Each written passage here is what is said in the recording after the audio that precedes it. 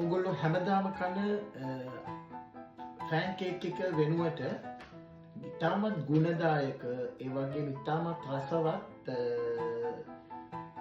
මෙන්න මේ කොලෙන් බ්ලේ කොලෙන් හදාගන්න ෆෑන් කේක් එකක් හදන්න මම අද ඔයාලට කියලා දෙන්න යන්නේ. බලමු අපි හදන්නේ කොහොමද කියලා.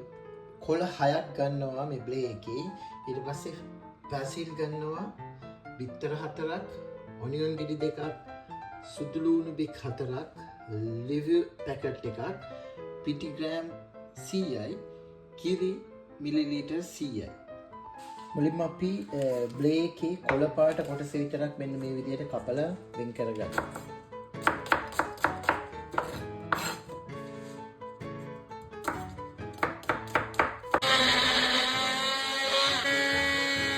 බිත්තර 4යි, පාම් පිටි ග්‍රෑම් 100යි, කිරි මිලිලීටර් 100යි, ලිවර් එකයි ඔක්කොම එකට දාලා මේ විදිහට මික්ස් කරගන්නවා. මේ විදිහට හදාගත්තු මික්සර් එකට අපි හොඳට අපේ ටේස්ට් එකට ලුණු ගම්මිරිස් අපි දාගන්න. ඒකයි පැසිල් දාලා හදාගත්තු පේස්ට් එක මම මේකට මික්ස් කරන්න යන්නේ.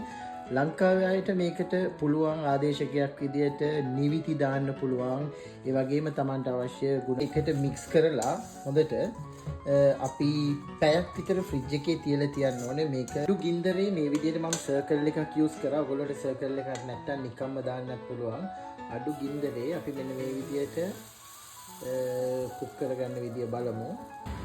මේ විදිහට ලෝ හීට් එකේ කුක් කරගත්තේ නැත්නම් අපිට අර කොළ පාට ගතිය තියාගන්න බෑ. ඒක නිසා මේක තමයි අපි හදාගත්තු ගුණදායක